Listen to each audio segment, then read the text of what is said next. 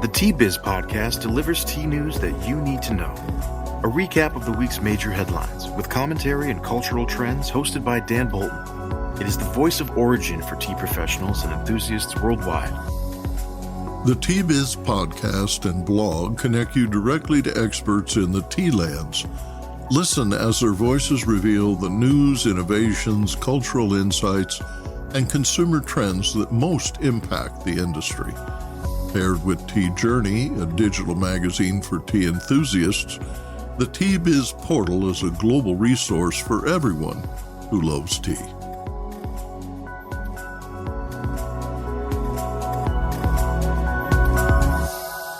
Hello, everyone. Here are this week's headlines.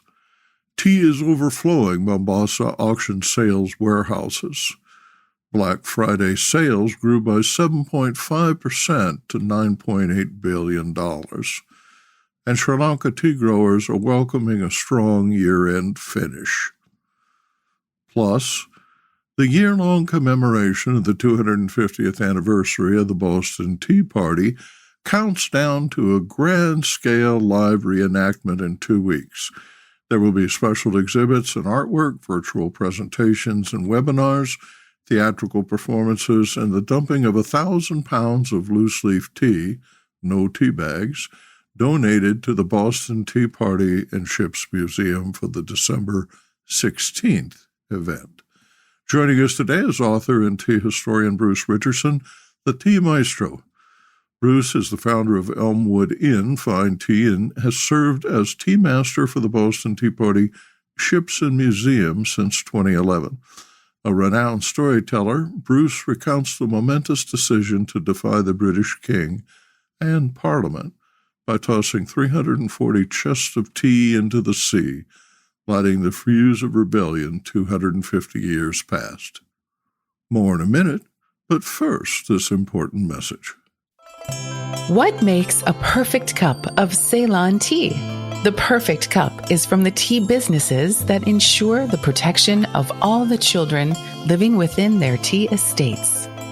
We salute Kailani Valley, Telawakili, Bogawantalawa, Harana, and Elliptia tea estates.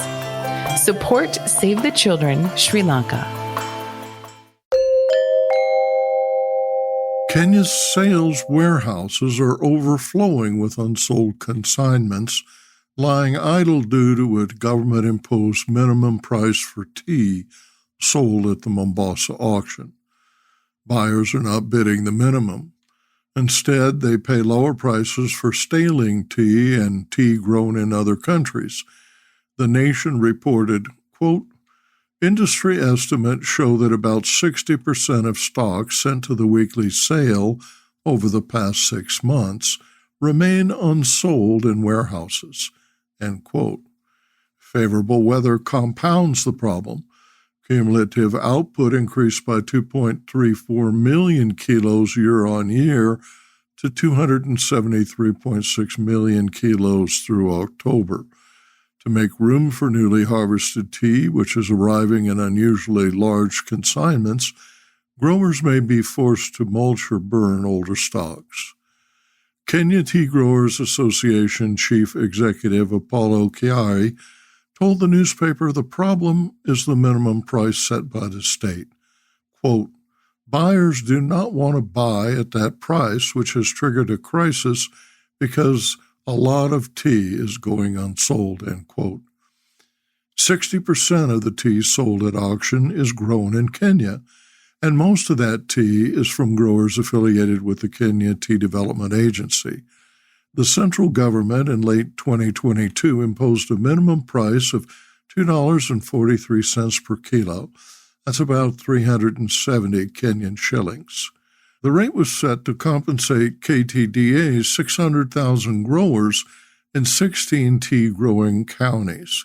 It was not market-driven. Mombasa is the highest volume auction in the world.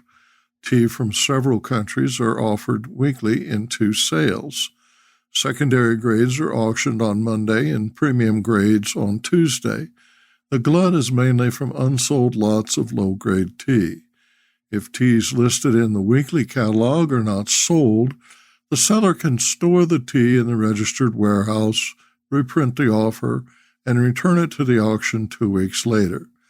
The sellers can only bring back unsold crops twice, after which time the tea becomes passive. Offers are accepted during the passive window, but generally at prices well below auction averages. Buyers favor fresh tea, and with supply outstripping demand, the catalogs are filling with reprints placed by factories desperate to sell. In The National, Chiari described a doomsday scenario. Quote, more unsold tea weekly, more reprints unsold multiple times, less cash to pay for inputs and to pay farmers, so money must be borrowed, interest paid. Much of this tea is made from smallholder farmers' leaves. About 40% of the smallholder tea grown on the west side of the Rift Valley remains unsold. End quote. He urged the government to shelve minimum prices for producers in the West Rift Valley. Pakistan blenders are exploiting the current situation, purchasing large quantities of unsold stock for less than $2 per kilo. He suggested the government clear the surplus at a discount to African countries or burn or throw it on tea fields. Quote, once the backlog is cleared, return to an orderly marketing structure, end quote, said Chiari. Business Insight. Brown's Investments has completed the acquisition of James Finley's tea farms in Bomet and Carrico. The estates will collectively be known as Brown's Plantations, Kenya. The price was not disclosed. Workers and local investors were offered 15% of shares for sale through a local cooperative society. Based in Sri Lanka, Brown's announced in May its intent to purchase 10,300 hectares of Kenyan land, including 5,200 hectares under tea, over 9 Finley's estates. In Sri Lanka, Brown's owns 49 estates spanning 30,000 hectares and employs more than 10,000 people. James Finley's retained the Seosa tea extraction facility, now known as Finley's Extracts Kenya. Black Friday proved resilient as consumers set a sales record, spending $9.8 billion, up by 7.5% compared to 2022, according to Adobe Analytics. Shopper visits, a metric used to assess in-person sales, rose 4.6%. Consumers spent $12.4 billion on Cyber Monday, a 9.6% increase compared to 2022. Thanksgiving Day spending was $5.6 billion, up 5.5%. Cyber Monday's buying frenzy was bigger than expected, capping a record 5 days of holiday sales approaching $40 billion. Andrew McNeil at 7 Cups Fine Chinese Tea said, quote, I'm happy to share that our Black Friday weekend sales exceeded last year's numbers, both in volume and value. This held true both for in-person sales and online. Depending on if you include Monday in the final total, we're roughly at a 10 to 15% increase over the same period last year, end quote. In Montreal, Kevin Gascon at Camellia Sinensis Tea confirmed, quote, sales are good, but we don't do Black Friday. We don't like the fever-pitched lust for stuff that it implies, end quote. Inflation has eased, but so did job growth in most sectors. Consumer spending overall reflects a cooling economy. The Wall Street Journal reports that U.S. retail sales fell 0.1% in October, the first decline since March.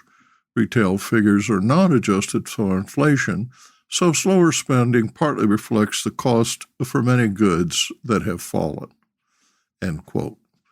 Looking ahead to December, Think Google gathers insights from search data associated with retail. It is an excellent source of top-of-funnel insights. Google Search was used before 95% of in-store holiday shopping occasions in 2022. Quote, as soon as December hits, we see the emergence of the determined shopping mindset, shoppers using all days and resources available to them both in-store and online to get their shopping done ahead of the holidays, end quote, advises Google. The opportunity for retailers is significant following Cyber 5, the peak deal period beginning Black Friday through Cyber Monday. According to a MasterCard analysis, 46% of U.S. consumer holiday spending occurred after Cyber Monday and before December 24th in 2022. So what's driving this opportunity so late in the season? First, many still have the bulk of their shopping left to complete and are more motivated than ever to get it done. Last year, the average U.S. holiday shopper still had 50% of their shopping left after Cyber 5 and only 3 weeks to complete it. Gen Zers are an incredibly motivated subset with even more shopping left to complete relative to other generations. Second, post-Cyber 5 shoppers become more open-minded as they add to their list to shop for others. Last year, 82% of peak season purchases made in December were for someone other than the shopper, which is a significantly higher share than at any other point in the season. And third, every day is an opportunity. Last holiday season, consumers spent an average of $4.2 billion on weekdays and $4.4 billion on weekend days. Sri Lanka is experiencing a strong year-end finish to the tea harvest season. Tea production grew 22% in October compared to 2022, topping 22.8 million kilos, according to the Sri Lanka Tea Board. Year-to-date totals for black tea are well ahead of 2022 at 214 million kilos versus 209 million kilos during 2022. Overall production is up by 2.3% through October. Green tea production is down, but overall the numbers look good. According to the Tea Exporters Association, revenue from exports for the year's first half of the year grew by 10% to $635.5 million. Sri Lanka Tea Board Chair Niraj Demal said the focus on improving production is paying off. The board estimates 265 million kilos will be harvested this year compared to 251 million kilos in 2022. Demal told the Hindu Business Line that the global market is not conducive for exports. Weak European economies and lower tea consumption in Russia and the Middle East account for slack demand. In September, at the 24th Annual General Meeting of the Tea Exporters Association, the organization's chair said Sri Lanka has sustained its tea export revenues and continues to lead as a direct result of positive action, stakeholder symbiosis, and prudent decision-making. He said this now gives a stable platform to continue building the resilience of the tea industry. TEA reports the average FOB price of tea was $5.10 per kilo, compared to India's $3.58 per kilo and Kenya's $2.60 per kilo. Quote, Sri Lanka is second only to China in revenue. Sri Lanka has achieved this feat through relentless pursuit, breaking global barriers, innovating, and taking risks, he said. Sri Lanka's tea blending, packaging, flavoring, and value addition are significantly ahead of its competitors. FAO resident representative Vilamendra Sharan described Ceylon tea as a niche. It's not a mass market, and that's where Sri Lanka can capitalize and add value, not just to the product, but to the lives of producers.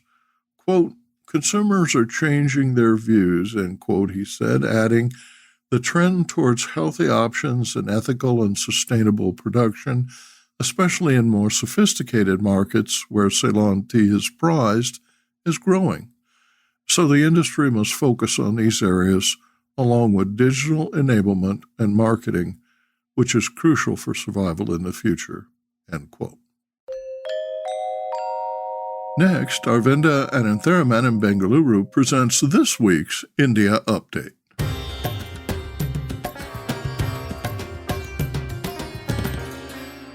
India tea news for the week ending December 1st, 2023. Assam tea is to be marketed by Patanjali Ayurved. Assam's Chief Minister Himanta Biswa Sarma has sought assistance from Indian spiritual guru Baba Ramdev, who runs the popular FMCG brand Patanjali Ayurved, to promote Assam tea. Patanjali was launched in 2006 and has built its brand around herbal and natural products.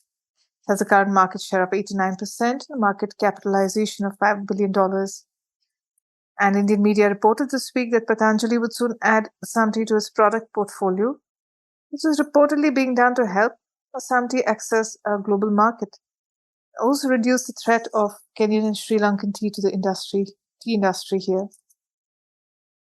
Other news comes from the Duars in North Bengal, where in October this year, 13 tea gardens closed following the inability of the management to meet the bonus agreement of 19% that was made with the trade unions.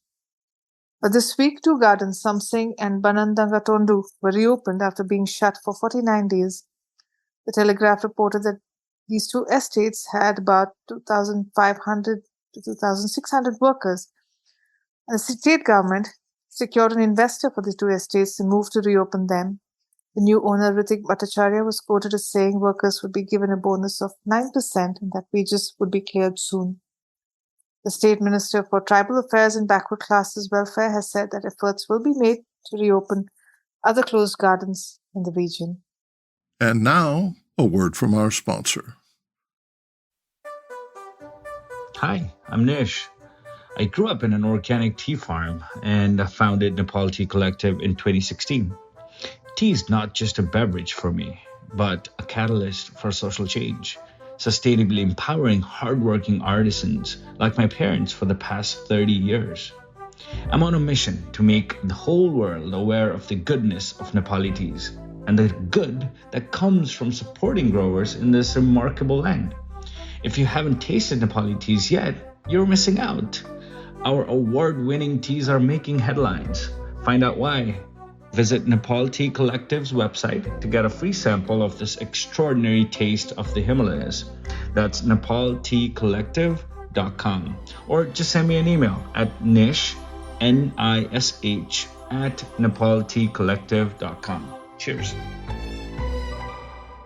The defiant American colonists in December 1773, who cheered the destruction of tea in Boston Harbor by 150 patriots in disguise, were witnesses to history. The Boston Tea Party led to the deadly confrontation at Lexington and Concord, New Hampshire, that began the American Revolution in April 1775. The year-long commemoration of this act of defiance counts down to a grand-scale, live reenactment in 2 weeks. There will be special exhibits and artwork, virtual presentations and webinars, theatrical performances, and the dumping of 1,000 pounds of loose-leaf tea, no tea bags, donated to the Boston Tea Party and Ships Museum for the December 16th event. Bruce Richardson, the tea maestro, has been an influential voice in the world of tea for almost 32 years. A classical musician from the state of Kentucky, Bruce told me that 50 years ago he married a member of the orchestra where he performed and never tires of the symphony. Yet, he says, I put down my baton and picked up a cup of tea to travel the world. Quote, so now I'm probably best known as the roving ambassador for Elmwood Inn Fine Teas, he said. Bruce is retired, but his tempo hasn't slowed. His son now operates the importing and blending company that he founded. Bruce has written hundreds of articles and authored several books, including The New Tea Companion, and co-authored with Jane Pettigrew A Social History of Tea, Tea's Influence on Commerce, Culture, and Civility. He is an authority on tea culture who speaks publicly and is widely quoted in the national press and on television. He has served as tea historian and tea master for the Boston Tea Party Ships and Museum since 2011. Who better to recount the momentous decision to defy the British King in Parliament by tossing 340 chests into the sea, lighting the fuse of rebellion 250 years past. It's good to see you. It's been some time. It has been, hasn't it? Well, you look wonderful. Thank you so much for joining us on the T-Biz podcast. Will you explain tea's central role in the confrontation between the colonists and the king? When we talk about the Boston Tea Party, we want to put it into historical context, what was happening both in Europe and in the colonies at that critical point of talking around about 1770 until the time of the Tea Party, which was 1773. What a lot of people don't know is that America was just as much in love with the ritual, the ceremony of tea, as were their cousins back in London, Bath, or even over in the Netherlands.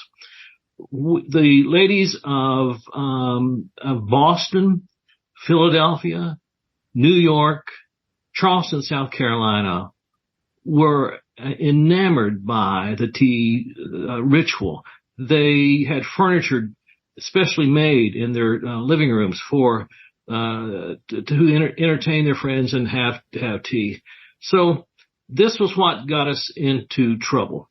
George III said the ladies of Boston will pay anything for their tea, and then he regretted saying that because he literally lost one of his greatest colonies over a cup of tea. So in the 1770s, Boston is consuming copious amounts of tea that was brought in aboard merchant ships.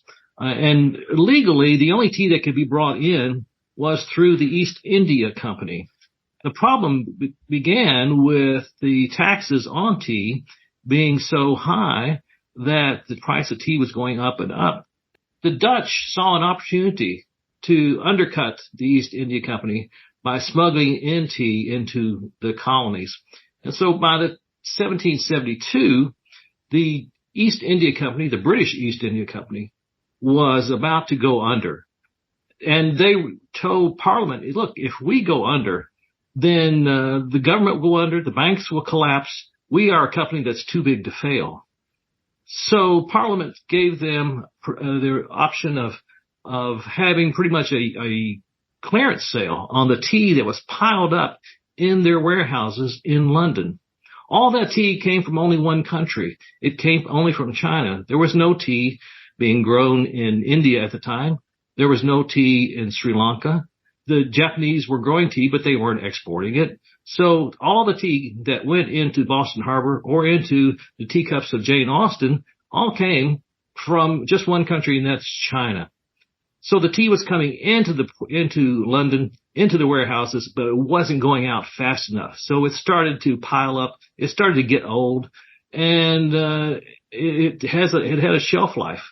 So Parliament said, we will cut you a deal. We will allow you to ship 600,000 pounds of tea out of your warehouses over to the colonies. So on September 27th of 1773, ships started to leave the port of London on their way to the colonies.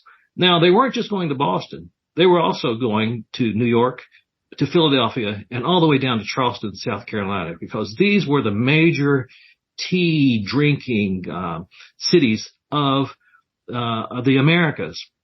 So the ships left. They made their way over to the colonies towards the end of the year. So on November the 30th, the first ship started arriving in Boston. 4 ships were on their way to Boston because that showed you how much tea was being consumed at the time here. And then 1 ship each to the other 3 cities. Well, Boston pretty much had to make the decision. The other cities said, well, Boston's up to you. You take this tea in. If you do, fine. If you don't, we will follow your lead. But because you're going to be the first to receive it, whatever you do, we will follow. The cheap tea that was coming in was actually cheaper because there was no tariff on the tea that had to be paid to Parliament by the East India Company. But it was still just a small tax that the government decided to put on the tea in order to pay for their representatives here in the colonies. And so that was the rub. That was the straw that broke the camel's back. And so people knew the tea was coming. They got together and almost weekly to talk about what was going to happen with the tea.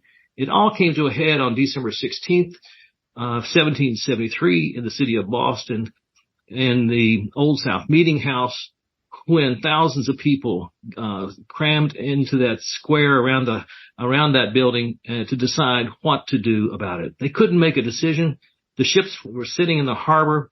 Everything had been offloaded except the tea. And finally, Samuel Adams said, we can do no more. And that was, we think, might have been the signal for his people that he had put together to go down and destroy the tea. And that's what happened over the next 2.5 hours. Nearly 10,000 pounds of value of tea went into the Boston Harbor that night. Today, the value would be well over $1 million. Several different teas went overboard that night. Will you describe them? One of the questions I get often is was that brick tea or we know it wasn't tea bags, but it was not brick tea, and it was all loose tea. All the brick tea went through the northern route, through Mongolia, up through on the camels' backs and horses to make its way over to Europe. But it was always loose tea that came through the East India Company. So that's what went overboard that night. It's interesting that the tea went into the harbor, and it was the harbor that night was low tide, maybe 2.5 feet. And all that tea started piling up alongside the ships, and men had to go out in rowboats and with their oars to knock the tea down, those big haystacks of tea, to get it to go into the water to be destroyed. When I talk to audiences anywhere, they are always fascinated to know that not only did this tea come from only one country, that was China, but also that of the 5 teas tossed overboard, 2 of them were green teas, and 3 of them were black teas. The major portion of the tea, of the 340 chest, and when we say a chest, we mean a large wooden case that held this tea. It was often lined with lead to keep pests out and to keep moisture out. The chest could weigh anywhere up to nearly 250 pounds. So those all had to be hoisted up out of the hold of the ship and be broken open to destroy them. But anyhow, they held 5 different teas. Those teas, we know what they were because the East India Company assembled an invoice over the next few months to list all the different teas by category, how much weight and how much value that they all had, because they wanted reimbursement for that. So the 5 teas were, the main portion was a tea called bohea, a black tea from the Wuyi Mountains. The other black teas were Kongu, a very well-made black tea. And then the third one was Souchong. And, today we know Lapsang Souchong. And then the 2 green teas were Hyson green tea and also Singlo from the Sunglo Mountains of Fujian province. This was a blow not just to the British government. It meant that local merchants in all of the colonies lost significant revenue because drinking tea was suddenly unpatriotic. Only loyalists drank tea. The arrangements through Parliament, through the East India Company, it was all arranged to go through the people who were loyal to the king. These were all loyalist merchants who were going to receive this tea. It wasn't just the common everyday merchant down the street. And that, again, was another thing that rubbed the colonists the wrong way. It's interesting that the demand for tea did not diminish. The Sons of Liberty were rowing boats out to the Dutch ships and carrying the contraband tea back. One of the people who was probably the biggest smuggler of Dutch tea is the man who had the largest signature on the Declaration of Independence. John Hancock was a smuggler of Dutch tea, bringing it in and made quite a bit of money. He even offered to take all the East India tea on board his ships and take it back to England for them. But we all knew now why he was suggesting that. It wasn't patriotic to drink tea after the 1773 event, but even leading up to that, people got together and signed letters to say that they were no longer going to drink East India Company tea. This caused a problem because they still had all of the apparatus for making tea. They still had beautiful teapots and teacups. And the ladies of Boston wanted their tea times. So they went out into their gardens, into their orchards to find whatever they could to go into those teapots to make something that was colored water they could serve. So you had at that time a great advance in people drinking herbal teas or fruit teas. And they called their teapots Liberty teapots, and these teas were called Liberty teas because they contained none of the tea that was consigned by George III. They were making a statement by not drinking Chinese tea anymore. Let's flash forward. This is a delightful opportunity, a first glimpse or prelude to the nation's 250th anniversary. In 2 weeks, everyone in Boston will turn out to watch the reenactment.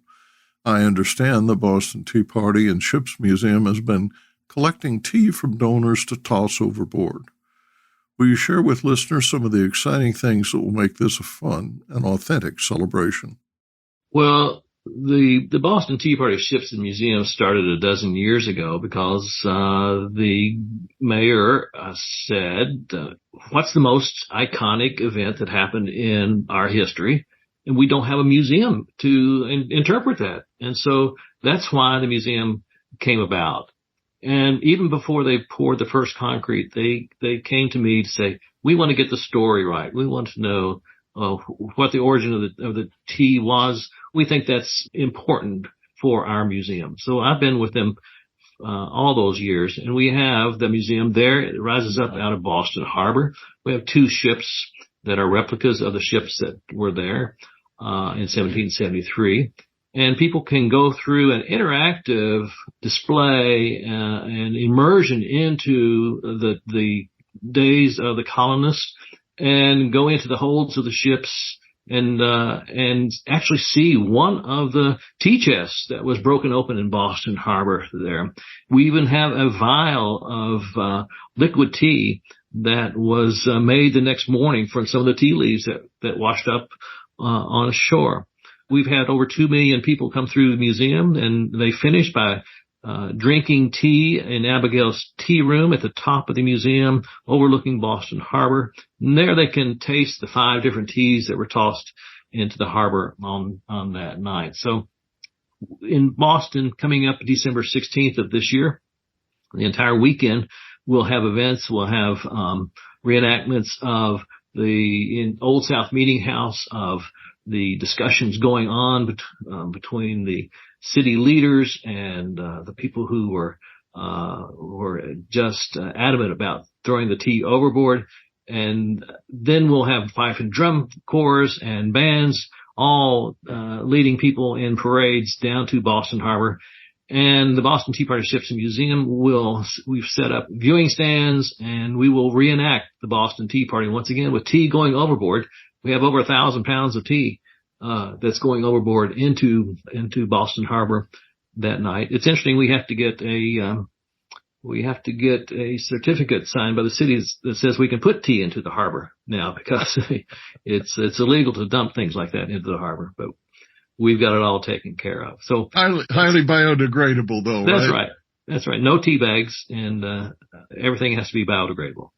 Most colonists really didn't want to separate from England. They just wanted to have representation if they were going to pay taxes. They wanted to have a representative in Parliament that looked after their needs. So it wasn't until this event, the Boston Tea Party, that the tide started to change, and people like Samuel Adams started to think, well, there's no going back at this point. We've gone too far. we might as well just go ahead and form our own country at this point.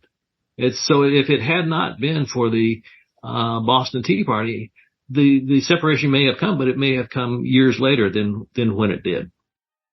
To buy tickets to events and learn more about the celebration, visit December16.org, Boston Tea Party Reenactment, or visit the Tea Biz blog.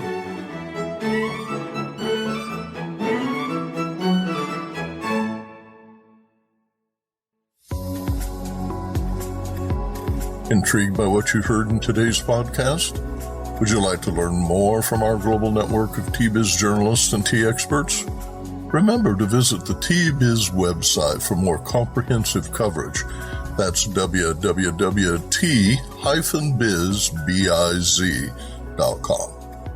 Thanks for listening. Farewell till next week.